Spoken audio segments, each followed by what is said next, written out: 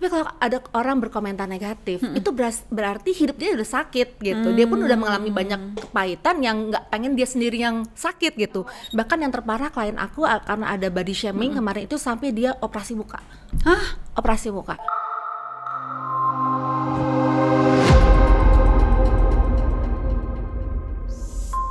Yuk kita bersuara. Mbak Sani Budiantini, ini pasti pernah lihat gambar ini. Kan main IG dong. Iya. Seliweran di IG-mu nggak? Banget nih. Banget. Sempat baca juga Sempat langsung baca, di Instagram. sempat sedih juga. Komenmu pertama kali dalam hati apa waktu itu? Tega kok ya. Kok ada orang tega gitu. Kita kan manusia. Kok apa sih yang diharapkan dari komentar-komentar ini gitu. Jadi kok kayak bukan manusia banget gitu. Dan kok tega banget sih gitu. Itu Jadi aja sih kepikiran. pas kamu baca pertama di Instagram atau di mana tuh pertama kali baca? Kan ada link-link yang masuk Komentar-komentar. terus Iya. di IG gitu kan aku baca ya sebagai pemerhati anak lah ya kan gitu. Ya ampun gitu, kok sampai nggak normanya di mana sih gitu kan, terus nggak bermartabat juga gitu kan, apa sih tujuannya gitu. Jadi memang berseliweran sih di sini. Secara kan kita ngomongin masalah psikologis ya, ini kan bisa kena mental banget kan kalau anak zaman sekarang kan gitu kan, dikit-dikit pasti kena mental. Pagi ini hal yang sangat Yang kena menusuk. mental siapa? Kalau dalam hal ini memang kalau kita lihat kan kok anaknya masih bayi ya, jadi belum bisa paham. Oke. Mungkin ya yang pasti ibu dari anak ini ya Lesti atau suaminya dan keluarga besarnya tentunya kan pasti sakit hati sekali gitu melihat komentar-komentar seperti ini. Nah, menurut Mbak Sani dengan orang yang famous ini gitu ya, ini kan famous banget. Apa dia baca satu-satu komen orang apa gimana tuh? Nah, memang ini harus ada strategi ya Mbak, karena kalau kita tahu public figure tuh harus punya strategi sih. Karena kalau enggak dia bisa bumerang juga, membaca komen dengan ketidaksiapan mental. Komentar itu bisa membuat seseorang tuh atau public figure itu menjadi sakit kepikiran dan jadi lebih serius lagi gitu kan dampaknya. Jadi kalau aku ngelihatnya mestinya kalau ada yang negatif nggak perlu dibaca, ataupun kalau kebaca ya dicuekin aja gitu. Cuekin atau aja. kalau memang lagi nggak siap mental nih, moodnya lagi ngedrop atau lagi nggak enak ya mendingan nggak usah dibaca deh gitu. Atau nggak usah buka IG dulu sama Atau nggak sekali usah buka ya. IG dulu, Mendingan betul. fokus sama bayi aja dulu baru Iya, ngakhirin benar, gitu kan. benar. Oke. Nah, yang seperti ini nih yang ya bisa dibaca sendiri lah komen-komennya lah. Aku nggak mau baca satu-satu gitu kan. Orang-orang yang punya komen-komen seperti ini itu apa? Ada tanda-tanda apa pada diri orang yang komen itu? Iya. Menurut Jadi Mbak Sani? Oke, secara psikologis itu sebenarnya orang itu ingin berusaha menyenangkan orang sebenarnya. By nature tuh kita karena makhluk sosial ya, kita tuh mau berhubungan sosial dengan baik dengan orang gitu. Apalagi orang Indonesia ya. Indonesia yang punya toto kromo, yang ke budaya posliro gitu ya. Tapi kalau ada yang seperti ini, pelaku ini bisa dibilang bahwa dia bisa jadi ada sakit mentalnya gitu. Oh Iya. Yang komen? Yang komen sakit yang komen mentalnya. negatif. Betul. Oh iya? Betul. Jadi dan ngebayang nggak sih Mbak Indi kalau kita itu happy hidup kita bahagia, kita nggak kepengen orang sakit dan kita pengen membagi kebahagiaan kita kan. Tapi kalau ada orang berkomentar negatif, itu berarti hidup dia udah sakit gitu. Dia pun udah mengalami banyak kepahitan yang nggak pengen dia sendiri yang sakit gitu. Oh, oke. Pengen juga punya perilaku agresif yang menyakiti orang. Jadi Begitu ada orang yang disakiti sama satu orang, mereka tuh banyak loh Mbak yang kayak bertubi-tubi gitu, semua komen-komen negatif. Betul. Nah ini yang kita sebut juga ada perilaku imitasi sosial ya, perilaku meniru secara sosial. Jadi kalau udah ada istilahnya pemicunya tuh langsung kayak peniruan itu langsung muncul. Jadi kalau kita ngebayang segitu banyaknya orang yang sakit secara mental atau kita di dalam kehidupan ini mereka sakit dan tidak puas dalam kehidupan gitu. Jadi enak aja nimpalin tanpa berempati atau merasakan apa sih akibat dari ini gitu. Kalau dilihat dari kalau iseng nih buka komennya tuh banyak banget loh, asli banyak banget. Berarti banyak yang sakit dong ya. Banyak yang sakit, kesian banget ya. Jadi memang ini perlu sekali mungkin ada satu institusi mungkin ya yang bisa membuka hotline service gitu, karena supaya mereka dibanding komentar negatif untuk melampiaskan emosinya, mendingan dia konsultasi kan ke dalam hotline service yang notabene bisa membuat mereka pulih dari secara kesehatan psikologisnya gitu. Oke. Tadi yang kena psikologis ibunya ya. Kalau misalnya baca gitu kan. Ayahnya juga pasti iya juga, keluarga besarnya juga gitu ya. Nah mungkin anaknya akan baca di suatu saat nanti setelah dia besar gitu. kalau melihat seperti ini, sebaiknya apa yang harus dilakukan? Ya, yang pertama kita sebagai orang tua yang public figure, yang dikenal orang, tentunya harus mempersiapkan mental anak kita, keluarga kita juga. Jadi once memang nanti akan ditekan atau ada pressure dari masyarakat, kita udah siap.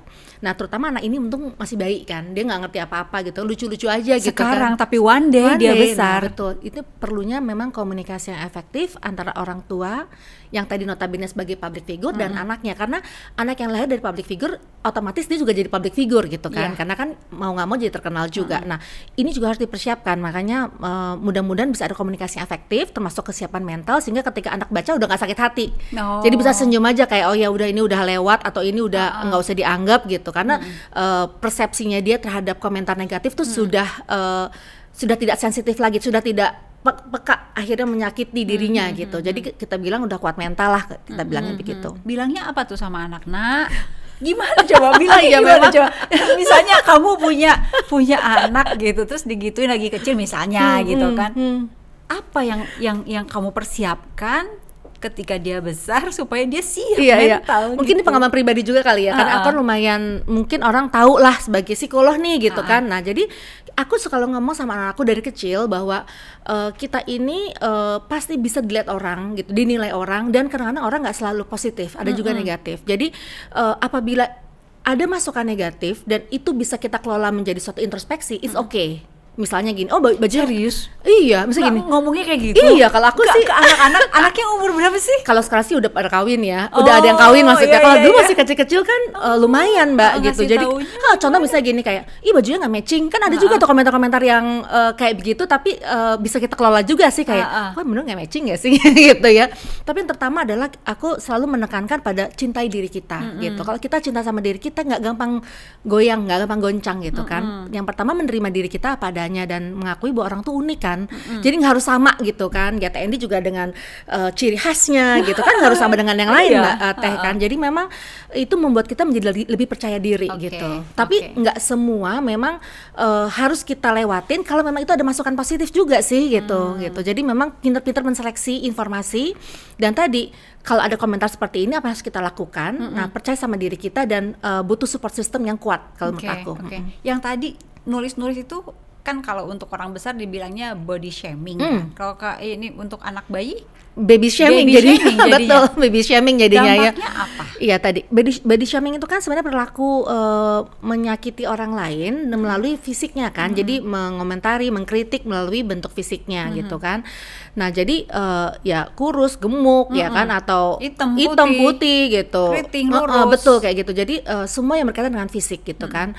Nah memang ini biasanya muncul tuh di kalangan remaja sebenarnya, karena remaja tuh senang banget komentar, dan mereka tuh sebenarnya bercandaan, tapi nggak tahu bahwa itu sebenarnya menyakitkan gitu kan. Banyak banget korban. Kadang-kadang yang dibercandain juga ikut ketawa juga sih. Iya, kadang-kadang tapi mungkin dalam hati menangis gitu kan. Karena dari pengalaman aku praktek banyak sekali memang depresi gitu yang muncul karena dia korban body shaming. Oh iya? Iya. Ada contoh nggak usah sebutin orangnya, tapi misalnya contoh gitu.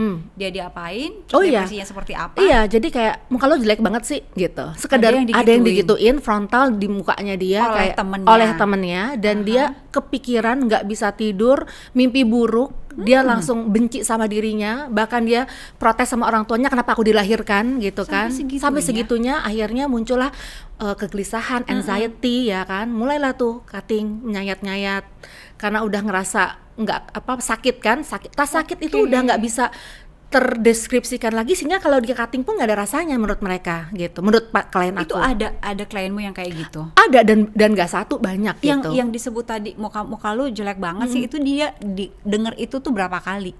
Sekali langsung sakit? Even satu kali pun kalau itu memang langsung masuk gitu ya, itu bisa terjadi. Ada yang memang berkali-kali, kayak misalnya gini, foto, jangan ikutin yang ini deh, jelek banget misalnya gitu. Itu kan cuman bercandaan tapi kan masuk gitu kan. Sama tadi kayak, jelek banget sih muka lo kayak gitu, itu bener-bener sebenarnya nggak bisa diterima sih sama seseorang yang juga punya kepekaan, sensitif, dan mungkin dia dalam proses pencarian jati diri gitu. Mungkin kalau orang-orang yang udah percaya diri mah digituin cuek aja gitu kan. Ini kan termasuk ada faktor internal ya, keadaan psikis seseorang tuh beda-beda Teh gitu. Jadi ketika memang lagi nggak enak, lagi nggak mood, digituin langsung dia overthinking kan Oke, gitu. Sampai oke. akhirnya ada suicidal thought juga. Nah, inilah yang Wow, menurut aku bahaya banget. betul. Jadi ini udah serius sekali dan udah depresi dan gak hanya ke psikolog tapi sudah ke psikiater juga. Pernah ada ibu yang mengalami baby shaming juga jadi klienmu? Kalau jadi ini ada salah satu artis yang anaknya dibully di sekolahnya, terus ibunya juga ikut stres gitu karena ngerasa anaknya kan jadi nggak nyaman kan di Itu sekolah. klienmu? Klien aku juga gitu. Itu juga akhirnya kita punya namanya terapi psikologi family therapy. Jadi semua satu keluarga kita terapi. Di sekolahnya diapain sampai dia kayak gitu? Jadi di sekolahnya itu Dikata-katain. kata secara fisik gitu kayak apa tembem sih apa gitu. Tuh kayak nyokap lo juga tembem atau nah itu jadi padahal masih kecil-kecil gitu. Jadi anak kayak tembem banget kayak nah gitu-gitu. Itu ibunya kena juga gitu. Terus Apa yang dari obrolan dia jadi apa? Kalau yang kayak gitu tuh jadi pendiam, jadi mau marah-marah atau gimana? Betul. Jadi justru gini, ini ada fenomena yang menarik. Kalau anaknya masih terlalu kecil, mungkin nggak terlalu kepikiran. Ibunya mungkin kepikiran. Tapi kalau udah remaja atau anak udah paham gitu ya, biasanya udah nggak mau muncul ke sosial. Ada kita self withdrawal. Jadi menarik diri dari pergaulan. Terus di sekolah kelihatan teh nggak mau aktif lagi gitu kan. Terus kalau udah kumpul-kumpul dia lebih baik dia ngurung diri gitu kan, main sendiri aja gitu. Jadi ada insecure.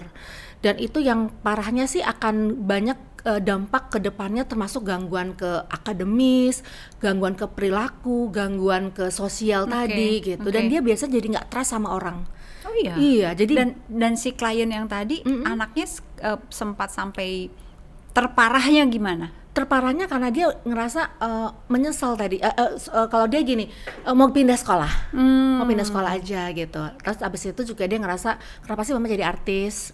Dia nyari mamanya kan kalau jadi mama artis aku jadi terkenal juga dan dia nggak siap untuk itu gitu. Mungkin menurut aku ada juga sih belum sempat mungkin dikuatkan mental si anak ini tapi udah tercetus lah gitu di sosialnya gitu ya si body shaming ini gitu sehingga ya tadi Mbak nggak gampang bagi si anak ini untuk move on gitu loh gitu. Jadi dikit-dikit sekarang ngeliat ke ke kaca lagi ngeliat ke kaca lagi gitu. Oke. Bisa sembuh?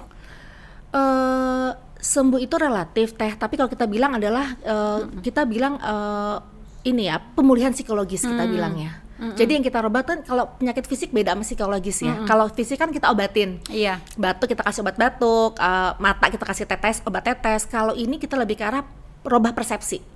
Jadi bagaimana kita ada terapi CBT teh kognitif behavior therapy. Jadi dirubah mindsetnya sehingga anak bisa menerima dirinya gitu.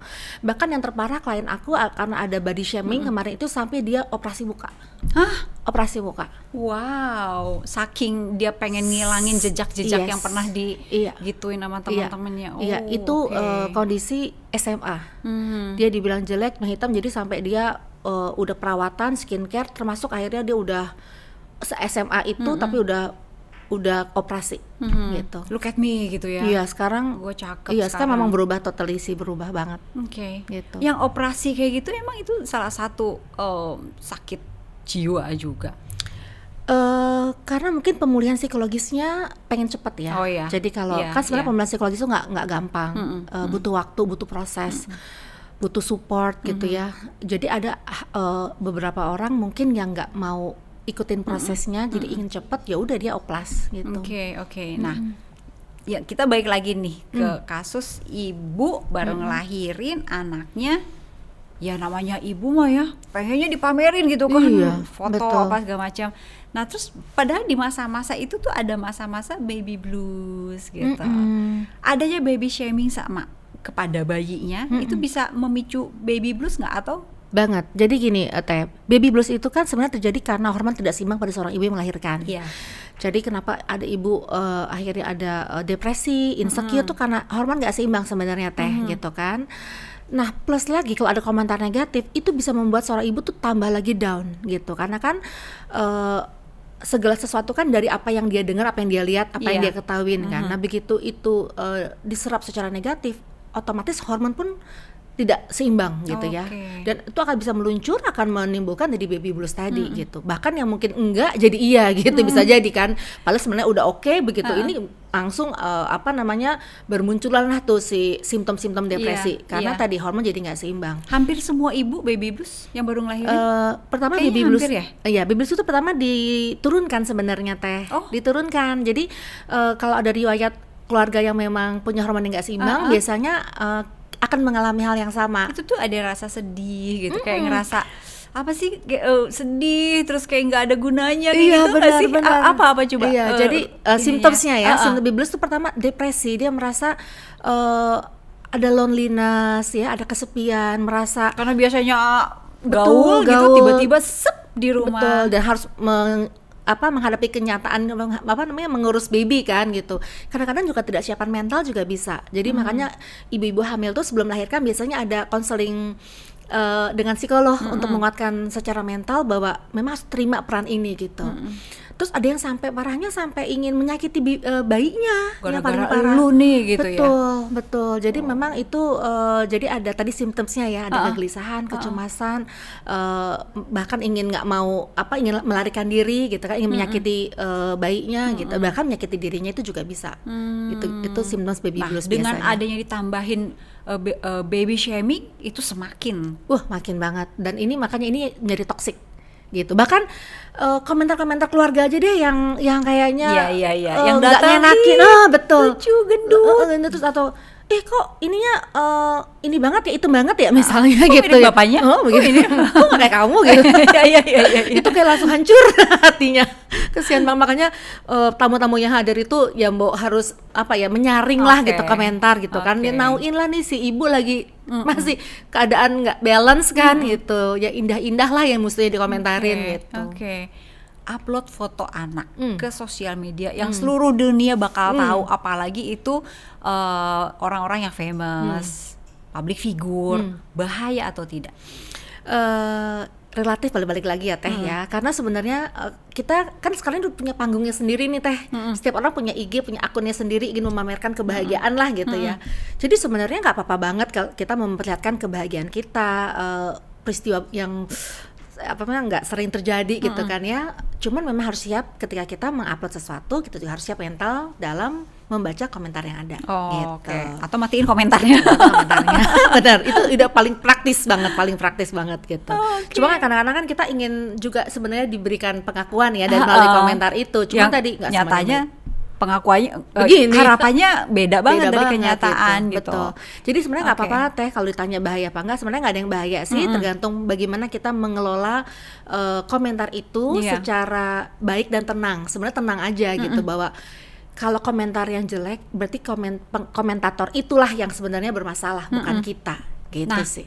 Balik lagi ke yang klien kamu itu, ada anak dibully di rumahnya, mama sih artis gitu kan. Itu kan karena orang tahu bahwa anak ini anaknya si Anu gitu kan, anak artis gitu kan. Dari mana lagi tahu kalau bukan dari sosial media atau dari mana gitu. Apa sebaiknya nggak usah diupload sama sekali punya anak? Maksudnya nggak usah diliatin gitu, atau dikontenin dari lahir misalnya. Ya siapa sih yang nggak mau berbagi kebahagiaan sih Teh gitu kan. Sebenarnya manfaat berbagi kebahagiaan tuh jauh lebih positif, lebih bermakna dibanding hal-hal yang sifatnya nanggepin komentar negatif sih sebenarnya menurut aku. Jadi tetap sih sebenarnya nggak apa-apa banget kalau mau, tapi tadi bagaimana kita punya strategi aja sih untuk menjaga kondisi kita jangan sampai bumerang gitu loh. Apa yang kita upload jadi bumerang buat kesehatan psikis kita gitu. Iya, itu kita maksudnya ibunya gitu kan. Nah kalau untuk anaknya dikontenin dari sejak lahir sampai besar terus dikontenin gitu. Iya, jadi untuk si anak ya memang balik-balik setiap ibu mungkin punya motif tersendiri ya. Memang juga ada yang seneng kalau anaknya terkenal juga ada sih Teh. Betul nggak sih? Kayak aku terkenal, aku pengen anakku terkenal juga gitu. Tapi tentunya memang kalau aku ketika nanti anak sudah bisa berkomentar, sudah bisa punya hak untuk berbicara, mari ibu yang public figure ini mendengarkan juga komentar anak. Kalau anaknya tidak mau, jangan dipaksa. Kalau anaknya berkeberatan, kita juga harus menghargai keinginan anak. Anak punya hak juga untuk didengarkan. Mungkin kalau bayi kan anak nggak ada komentar apapun kan. Tapi kalau udah dewasa, udah ngomong deh, bisa ngomong udah dikit ngomong ya. gitu, kita udah bisa. Mam, aku nggak mau. Ya udah, kita harus juga menghargai hak anak gitu. Bahkan karena anak bisa milih, aku nggak mau yang ini, maunya yang itu, bisa juga. Toh kita juga harus menghargai hak anak untuk dia punya suaranya. Oh oke. Jadi harus dengar dulu nih anak suka nggak digituin gitu ya, Betul. dikontenin dari kecil. Betul. Kan ada yang sampai dia baru bangun dikontenin, Iya. mandi, Iya. terus kemudian sekolah Iya. apa semua dikontenin sampai selesai gitu. Iya. Nggak punya privacy. Iya. Bagus nggak? Nah, kalau menyangkut privacy itu juga yang saya harus garis bawahi ya, karena memang sebenarnya kita tuh harus punya privacy. Misalnya anak bangun langsung di konten gitu kan, ada juga kan, ya kayak gitu kan, sampai lagi disuapin di kontenin segala betul. macem. Dan ketika anak nggak nyaman, karena ada juga sih beberapa klienku yang memang di konten sama ibunya dan dia ngerasa jadinya semua serba gerakan tuh jadinya ada itu dia nggak nyaman dan dia bilang. Dan untungnya memang si ibu ini akhirnya menghargai gitu. Jadi kalau aku juga para ibu yang mungkin public figure atau ingin membesarkan nama anaknya, mungkin dengan cara-cara yang baik juga kan, bisa dengan bijak lah gitu, mungkin dengan hobi anak yang ditampilkan ya kan, talenta anak kan, nggak harus prestasinya nggak harus dari tadi bangun sampai tidur lagi dikontenin, sampai baju tidur aja mungkin itu endorse juga kali Teh. Iya sih, Mungkin tapi endorse. kayak Kalau nggak punya endorse- privacy gitu Kalau loh. endorse mungkin beda lagi ini Ya, ya, ada iya, settingan iya. ya.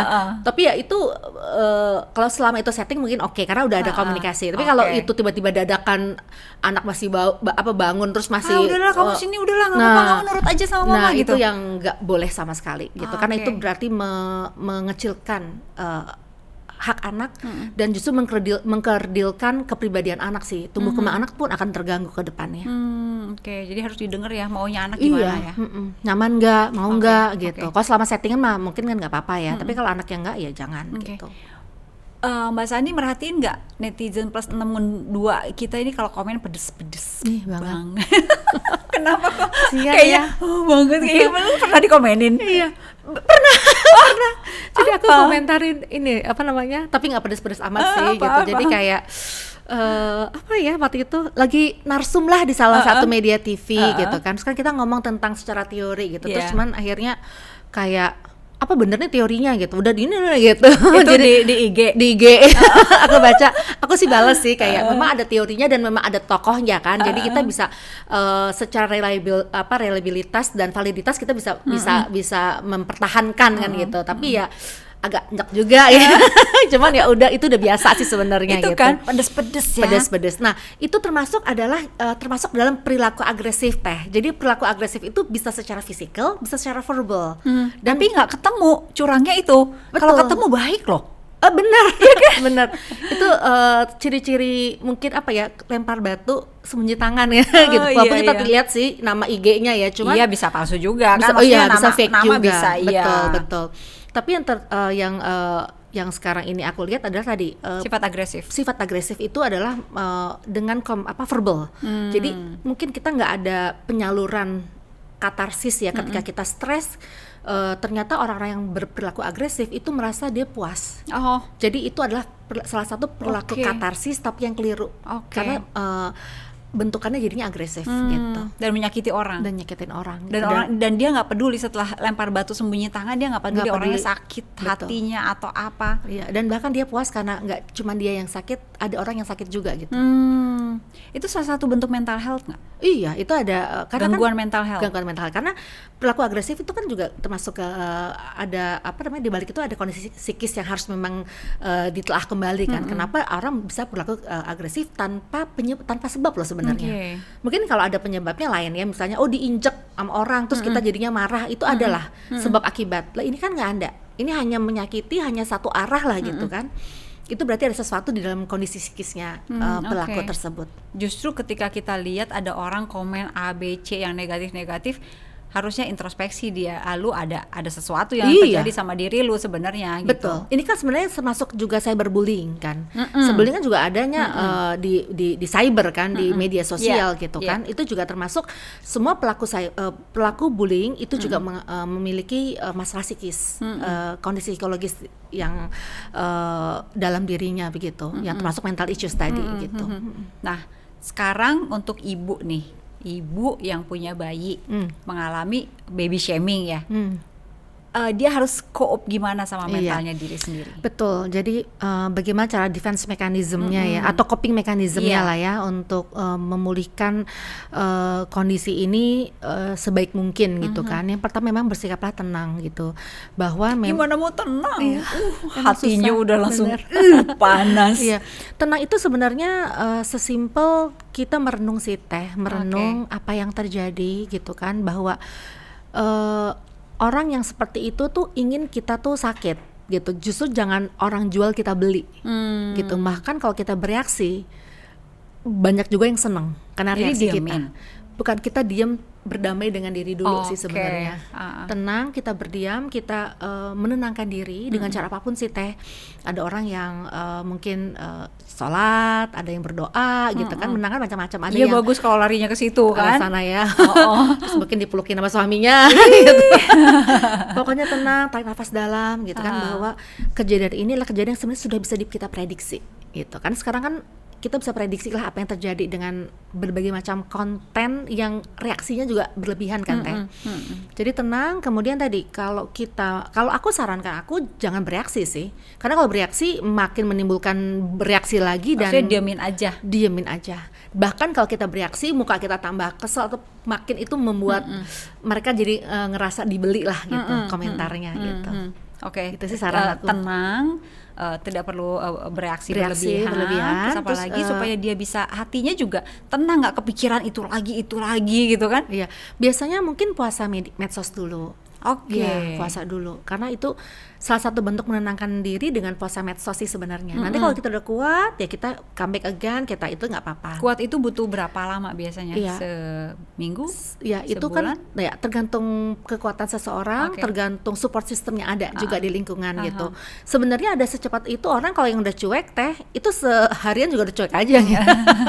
Tapi ada juga yang sampai berbulan-bulan tadi. Nah memang saran aku sih kalau memang nggak dalam sebulan ini nggak berhenti pemikirannya, konsul aja ke psikolog Teh gitu. Jadi nanti ada cara-cara terapi yang bisa lebih mungkin mempercepat yang efektif lah. Itu kan orang biasanya kalau ke psikolog tuh kalau ngerasa udah yang parah gitu baru ke psikolog, bener nggak? Iya nggak ya kan? Datang kita udah serius udah banget. Bener, iya kan? Padahal antisipasi lebih cepat, lebih mudah gitu ya. Atau selain itu perlu nggak seperti kata anak-anak medsos zaman sekarang healing gitu? Iya, memang ada traumatic healing, stress healing gitu kan. Ini healing beneran, healing yang nyari tamasya kemana gitu, liburan. Banget Teh, sebenarnya sekedar kita jalan keluar gitu ya, keluar dari area rutinitas kita pun udah bisa healing sih sebenarnya gitu. Makanya kalau aku senangnya tuh konten-konten yang bisa orang lihatnya jadi bisa ikut seneng gitu, dan malah melakukan hal yang sama gitu. Oh healing tuh bisa begini. Kalau ibu-ibu mungkin healingnya buat kue juga bisa healing loh Teh. Iya. Terus Pak remaja ini make up udah healing sendiri gitu. Healing sendiri. Jadi banyak sekali memang healing stress healing yang bisa dilakukan, bisa dilihat dari Google atau segala macam yang bisa cocok dengan kita, karena setiap orang punya cocok-cocoknya sendiri Teh gitu. Kalau Teh mungkin bisa bagi nggak apa kira-kira sekalian ditanya. Kalau aku mah paling lari, olahraga. Bener banget. Terus ya gitu-gitulah. Iya benar. Kalau aku gitu. Karena olahraga itu sangat membantu untuk ngebalance hormon gitu. Makanya disarankan kalau nggak sempat olahraga stretching. Gitu. Stretching bantu juga ya. Stretching bantu juga gitu. Karena peredaran darah lancar, otomatis oksigen ke otak juga lebih maksimum. Oke. Nah dengan demikian stresnya juga akan menurun. Mbak, ada nggak angka orang sampai bunuh diri? Berapa jumlahnya karena pernah mengalami body shaming? Iya, kalau angka pasti memang tidak ada, tapi banyak sekali depresi yang terpicu dari body shaming. Korban body shaming itu bisa depresi, dan dari depresi itu adalah pintu gerbang menuju sebenarnya kasus bunuh diri, gitu. Jadi kalau dilihat